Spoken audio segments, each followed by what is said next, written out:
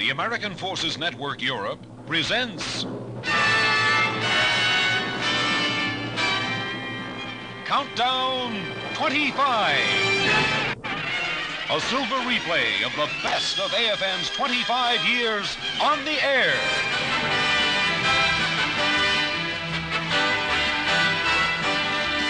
Good evening, ladies and gentlemen, and welcome to Countdown 25, a special series devoted to recalling the sounds of the past quarter century, the sounds of music, the sounds of comedy, the sounds of drama and of history, the sounds broadcast to Europe by AFN Europe these past 25 years. Tonight, another year from AFN's Sound Scrapbook.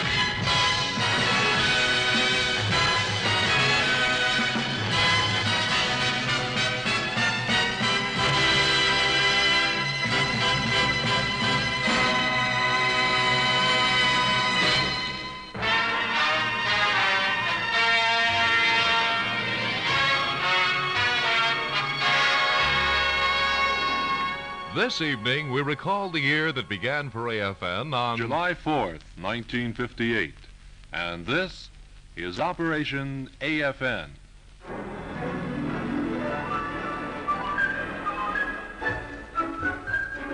Yes, the American Forces Network observed its 15th anniversary in 1958, an observance that included a full day of special programs such as Operation AFN aired on the 4th of July. One of these specials came from Hollywood. Actor Raymond Burr narrated a special one-hour tribute to the GI network.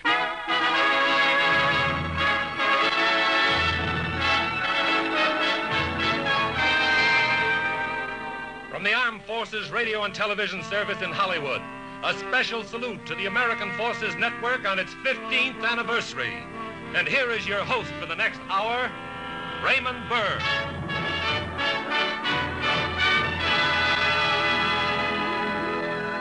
Greetings to everyone with the AFN. And may I add my sincerest congratulations. You know, it's like Old Home Week being host of this anniversary program since, if memory serves me correctly, I acted in the same capacity for both the 5th and the 10th anniversaries of AFN.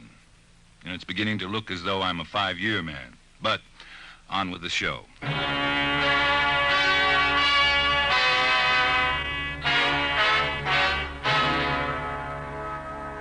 And from Washington, the President of the United States sent his congratulations as AFN passed another milestone in its history.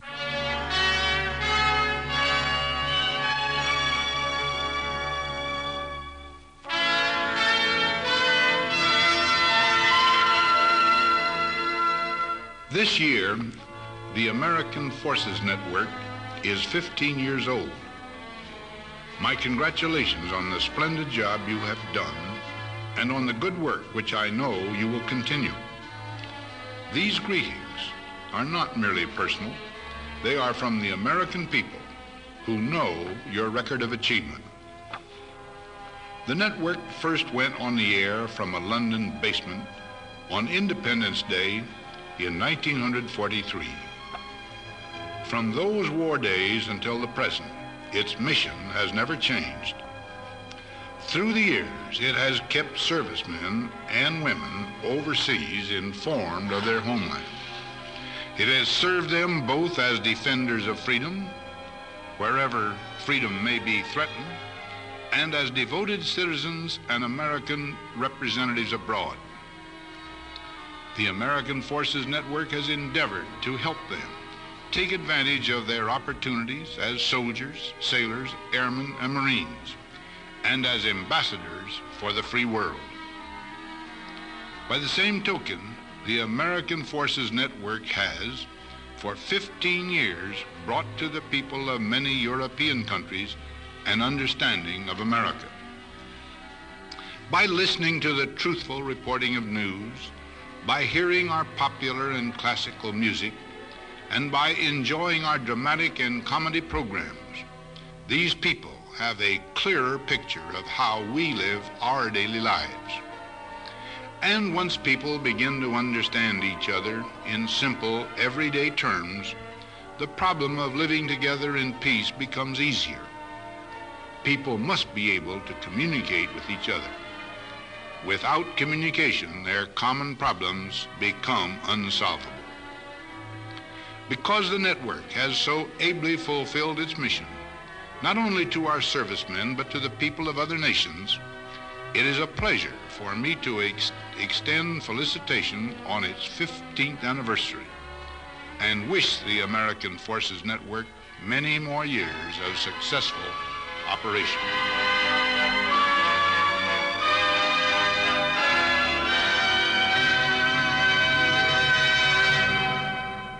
Another man who occupied the highest office in the United States also was heard on AFN on July 4th, 1958. His words were sounded at the Brussels World's Fair, from which AFN did the first live broadcasts of any broadcasting organization. Live and direct from the United States Pavilion at the Brussels World's Fair, it's your holiday open house.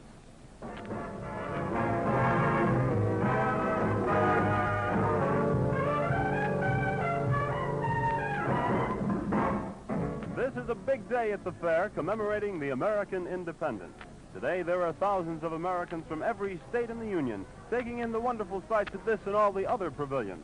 This is Specialist Jack Friel, and we'll be here for the next 2 hours with the first live and direct music program to originate from the Brussels World's Fair.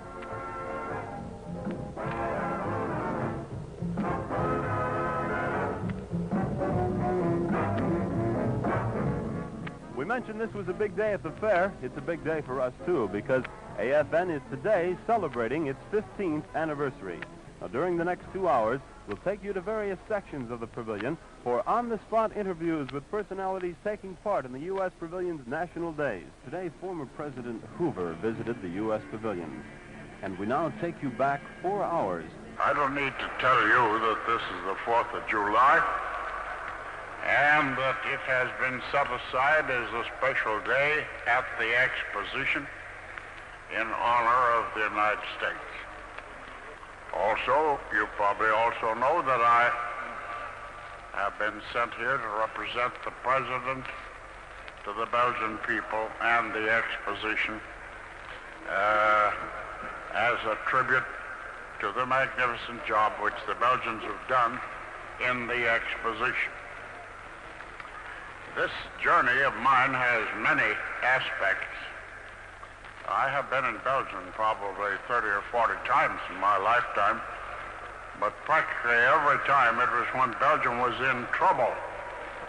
And it's a happier time to come now when not only have they been able to restore the whole of Belgium life from the most terrible period of destruction, but also to show their enterprise in the world by creating an exposition like this. And I am proud of the showing that we're making from the United States in this exposition.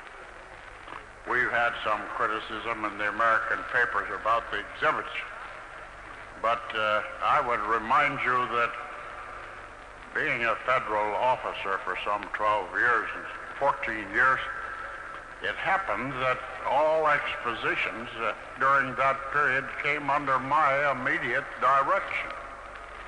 And I have gone through this experience a great many times by way of watching what happens when exhibits are built up either as a whole or as an American representation. So that I might tell you that as a whole, this exposition is outstanding in the whole history of the world. Thank you.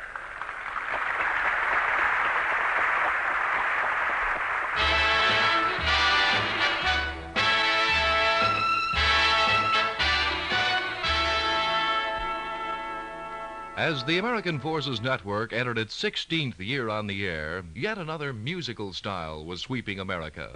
The style was folk, epitomized that year by a group calling themselves the Kingston Trio. Throughout history, there have been many songs written about the eternal triangle. This next one tells the story of a Mr. Grayson, a beautiful woman, and a condemned man named Tom Dooley. When the sun rises tomorrow, Tom Dooley must hang. Hang down your head, Tom Dooley. Hang down your head and cry. Hang down your head, Tom Dooley. Poor boy, you're bound to die. I met her on the mountain. There I took her life. Met her on the mountain. Stabbed her with my knife. Hang down your head, Tom Dooley. Hang down your head and cry. Hang down your head, Tom Dooley. Poor boy, you're bound to die. This time tomorrow, reckon where I'll be. Down in some lonesome valley, hanging from a white oak tree.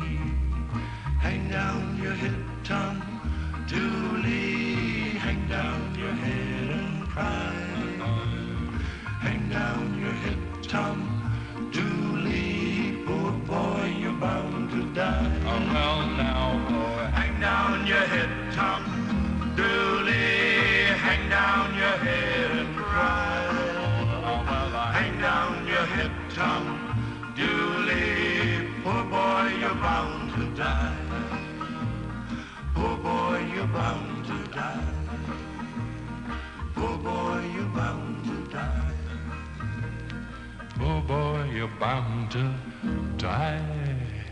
One of the most popular comedy shows during AFN's 16th year on the air was the long-running favorite, My Friend Irma. Created by Cy Howard, transcribed from Hollywood and starring Marie Wilson as Irma and Kathy Lewis as Jane.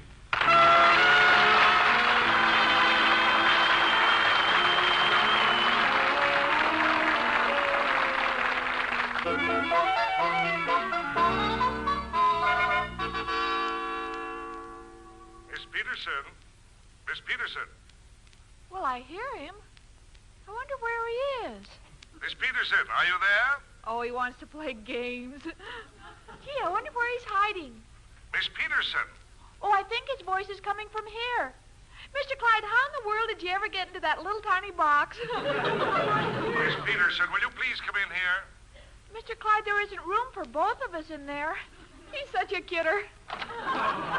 Miss Peterson. Oh, Mr. Clyde, how'd you ever get out of there so fast? Miss Peterson, I was never in that box. That is an intercom. Intercom, what's that? Well, that's a device whereby I can talk to you from my office without coming in here. Well, don't you like me? Well, of course I like you. May I have a raise? Why do you always keep changing the subject? I put this gadget in so it'd save time. It's just like a two-way telephone. Oh. What are you looking for? Where do you dial? You don't dial. When you have to talk to me, just flip that switch. Oh, that's simple. All right, I'll go into my office. We'll test it. Oh, all right. Huh, this thing looks just like a radio microphone. All right, Miss Peterson, I want to test my voice to make sure it's not too loud. Come in. Come in. Come in. Are you there? This is station IRMA. Takes two to tango. Gee, I always wanted to be on the radio. Miss Peterson, will you knock off? We shall be glad to handle all your requests. Miss Peterson. Miss Peterson, why don't you answer me? Well, they generally take time out for a commercial. Do you have thin hair? Would you like to have fat hair? Will you please stop playing around, you idiot? Well, I want to master the technique. Is my voice all right, Mr. Clyde? Yes, it has a fine, hollow ring. Sounds just like it's coming from your head. Oh, my goodness. What's the matter, Mr. Clyde? You come in here right away. We are now signing off quick. Coming, Mr. Clyde. Oh, Mr. Clyde, look what happened. The draperies fell on you. These are not draperies, Miss Peterson. This is the suit you ordered for me, you idiot. Suit, but I gave them the right measurements, 16 waist and 48 neck.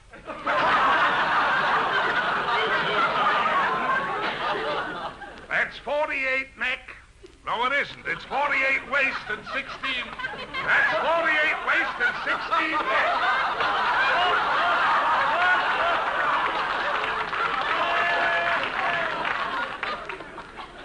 Can you wear it upside down?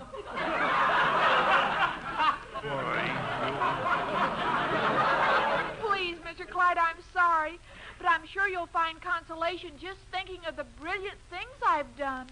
Brilliant? Sure. Remember when you said how expensive onion skin paper was getting? Yes. Well, look in the closet. I'm too weak. You tell me what's in the closet. 2 bushels of onions. From now on, we can make our own skin. I want to die. I just want to lie down quietly and die. Hey, where are you going, Mr. Clyde? I'm going to Grant's tomb and ask him if he wants to swap places. He's such a neurotic. I better test this thing again. Hello? Hello? Hello? Hello, Irma. Gee, that thing is powerful. I picked up Jane at our apartment house. Can you hear me plainly, Jane? Very. Where are you? Right in back of you. Jane, what are you doing here? I just came from an interview with another investment house. I thought I'd change jobs. But why? Oh, gosh, Cook, it pays so much more, and I'm not getting anywhere with Richard. The feeling is mutual. I think I ought to change jobs, too. You stay right here, Irma Peterson. No, Mr. Clyde doesn't appreciate me at all, and I can't understand it. Gee, neither can I. The cute things you dream up for him, like tying a rope to your typewriter carriage so when you type late in the afternoon, every time you turn the roller, it pulls up the Venetian blind. Oh, well, that's just one of them. Yeah, and keeping his jacket in the water cooler so the carnation would stay fresh. Golly, even Luther Burbank wouldn't have thought of that. Mr. Clyde's just ungrateful. Irma, don't quit. I beg you, don't quit. Well, if you can look for something better, why can't I? Am I stupid? Well, let's put it this way. You don't grasp things so quickly. Remember last summer when you took a job selling frozen custard? Frozen custard? Yeah, you know the place where they just sold vanilla and chocolate and you got fired because you couldn't remember the flavors? Well, I was all right until they put in Tutti Frutti. What were you offering the people? Vanilla Tutti and chocolate fruity.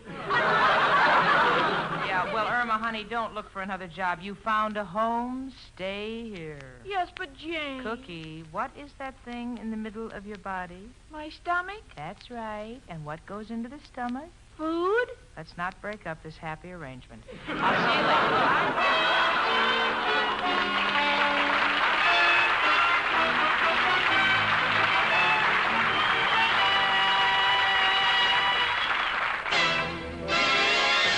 1958 brought the world premiere of a motion picture that would sweep all the Oscars that year. A motion picture that brought the Broadway geniuses Alan J. Lerner and Frederick Lowe to Hollywood for the first time. An original musical on celluloid called Gigi.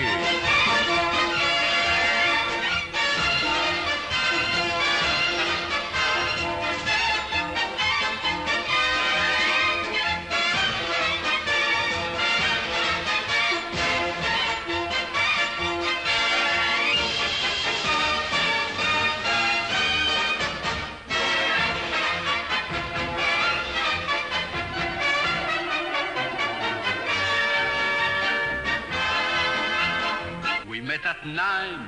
We met at 8. I was on time. No, you were late. Ah, yes? I remember it well. We dined with friends. We dined alone. A tenor sang. A baritone. Ah, yes. I remember it well. Poor boy. Poor boy. Downhearted and depressed and in a spin. Poor boy. Poor boy. Oh, youth can really do a fellow in. How lovely to sit here in the shade with none of the woes of man and maid. I'm glad I'm not young anymore.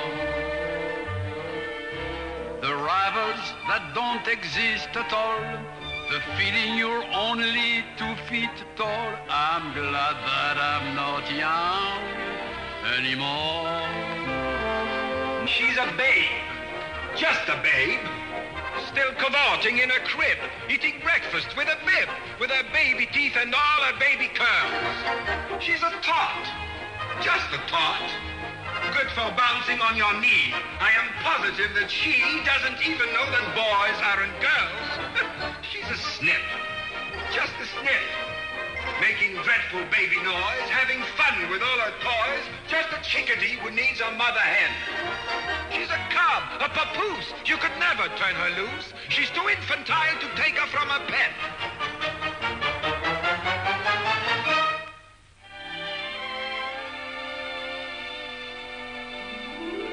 Gigi, am I a fool without a mind, or have I merely been too blind to realize? Oh, Gigi, why you've been growing up before my eyes. Gigi, you're not at all that funny, awkward little girl I knew. Oh, no, overnight there's been a breathless change in you. Like heaven for little girls, for little girls get bigger every day. Thank heaven for little girls, they grow up in the most delightful way.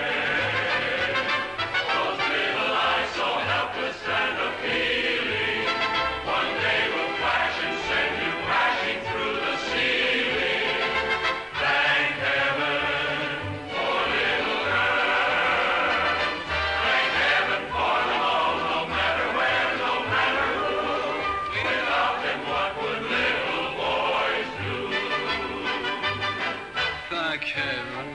Thank heaven. Thank heaven. Thank heaven. Thank heaven for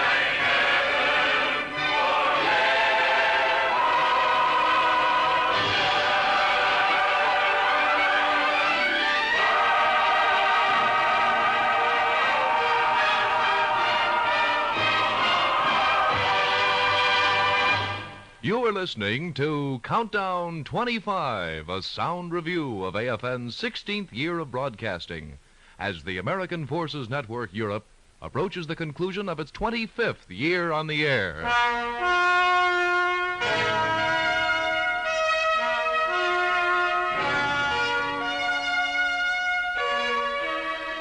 During AFN's 16th year of broadcasting, one of the major focal points for news in the world remained Germany, where the conflict between East and West continued to play itself out with import and with a familiar cast. In one of the leading roles, the U.S. Secretary of State, John Foster Dulles. In 1958, Dulles paid another trip to Germany. Neither the AFN newsman that covered the event, or anyone else for that matter, could know that this would be Dulles's last trip. It seemed to President Eisenhower and to me that it would be useful for me at this time to have a exchange of views with the leading governmental personalities in England and in Paris and in Bonn and with Mr. Spock of NATO to discuss the developments as we see them of the Berlin and German situation. These talks are designed to exchange views in the face of the important decisions that we may have to take. And it's useful to have these talks while we are in a formative stage of our thinking. We're not making decisions, but we are trying to be sure that our ideas develop along parallel lines.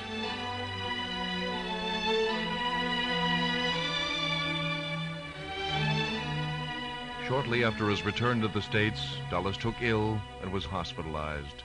He died in 1959 from cancer.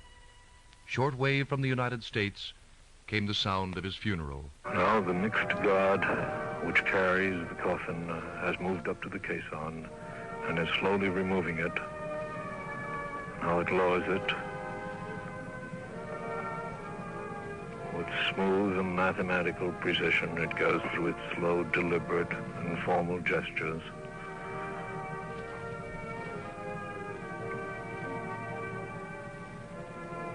And still the troops stand and present arms.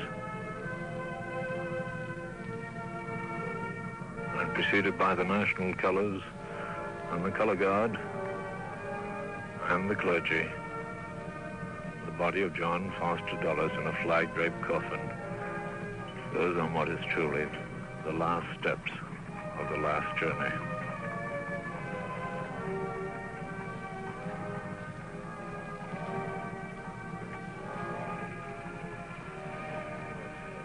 Now the coffin is being lowered by the grave, on top of the grave, on what is called the lowering device. And the flag is freed, and each one of the 6 of the mixed pole bearers, Army, Navy, Marine Corps, Air Force, grabs a corner of the flag and stands.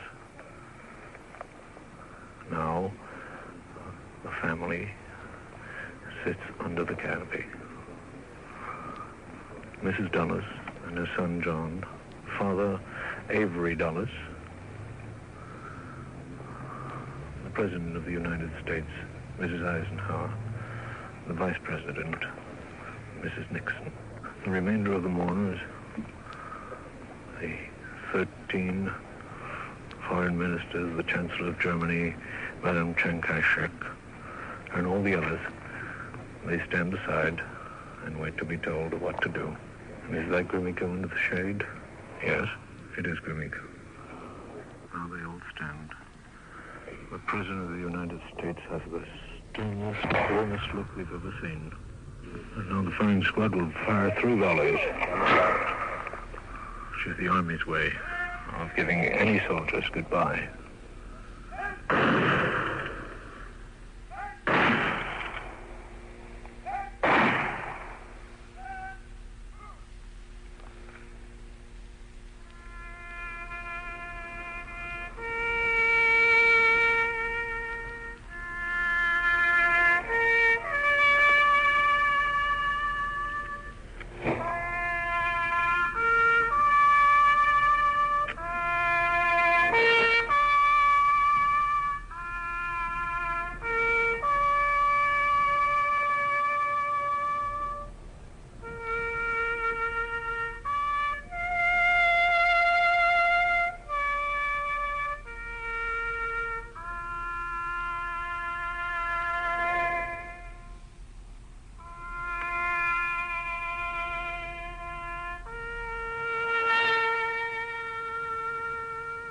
Another famous world figure died during AFN's 16th year.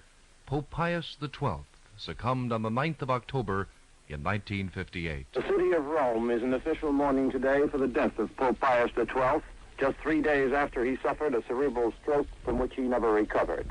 Death came at 3:52 a.m. this morning, and the news was broadcast to the world over Vatican radio just 4 minutes later. Within hours, black-bordered death notices appeared on walls throughout the city announcing his passing. Churches are draped in black. The Vatican and Italian flags fly at half-mast. Here in Germany, the AFN news team prepared and aired a special tribute to the late pontiff.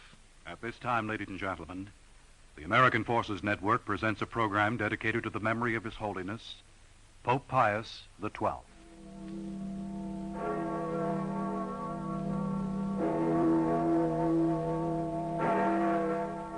The tolling of bells throughout Rome, as indeed in all Catholic areas of the world, signifies the death of Pius XII, the spiritual leader of nearly 500 million people and temporal ruler of the Vatican State. As we look back over the long years of the life of Pope Pius XII, we recall many impressions of this man, born in the city of Rome who became the spiritual leader of some 400 million Catholics here on earth. Although his title as successor to Peter goes back through the centuries, he lived in the turbulent present, a time of world-shaking news events.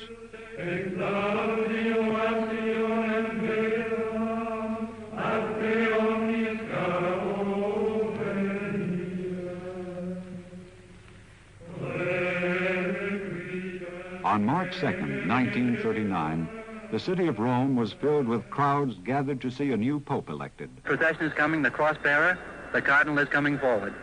There's the clapping as the cardinal approaches. There's the cross at the head of it. Now, he is approaching the microphone. The cardinal is standing at the microphone, and in a minute's time now, you will have the name of the new Holy Father. Annuncio vobis Gaudium Magnum. Habemus Papam.